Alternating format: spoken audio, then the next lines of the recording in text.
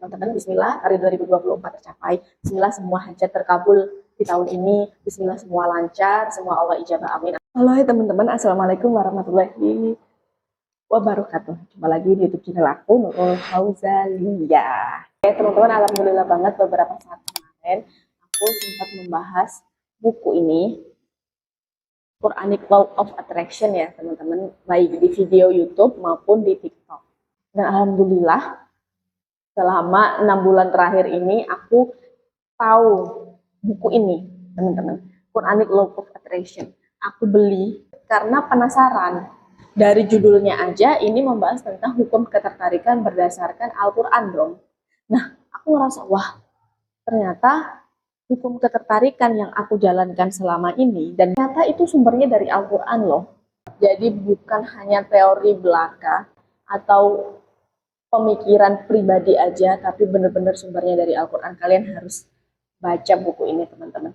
Dan alhamdulillah ternyata antusias teman-teman untuk baca buku ini baik. Jadi aku masukkan linknya di bawah di description box. Siapa tahu teman-teman juga mau baca, dan emang rugi banget loh kalau nggak baca. Kita kembali lagi ke inti pada pembahasan video kali ini.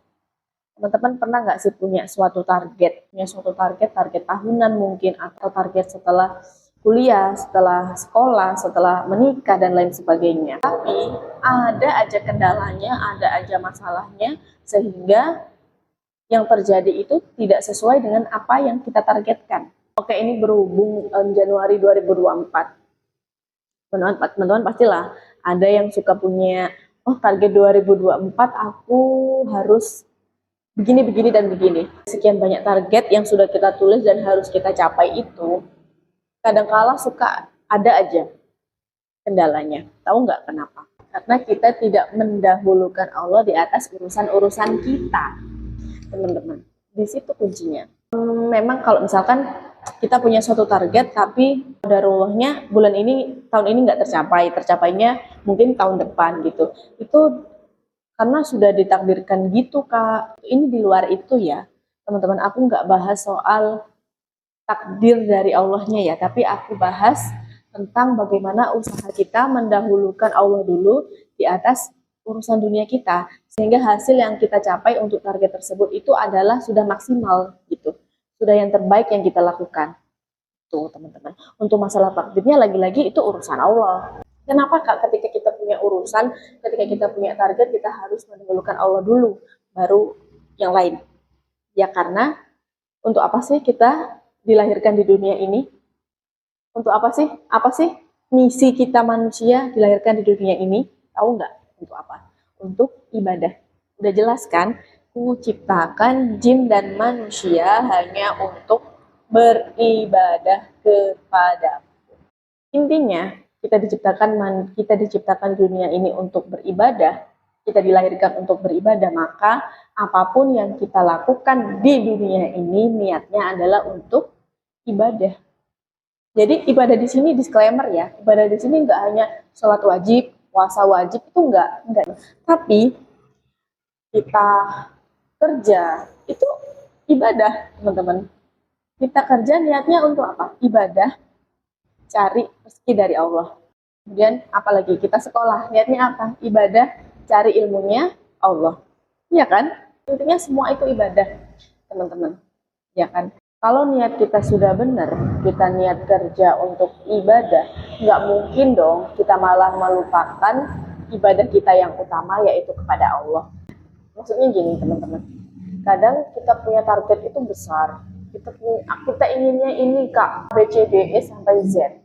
Tapi ketika sholat, kita sakse, waktunya azan, kita mau sholat aja, tar dulu nanggung nanti dulu masih nanggung kerjaan dikit gitu teman-teman. Padahal kalau kita tahu bahwa semua yang kita lakukan di dunia ini adalah untuk ibadah, nggak mungkin dong kita melupakan atau melalaikan atau menomorduakan ibadah kita yang nomor satu, yaitu kepada Allah.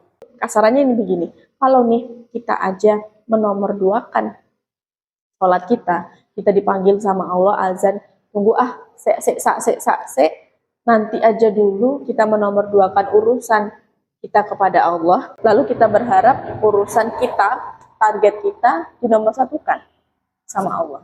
Sebenarnya kalau kita tahu nih, kita mau ngapain aja kerja, entah jualan, entah sekolah dan lain-lain di dunia ini, itu kan ibadah.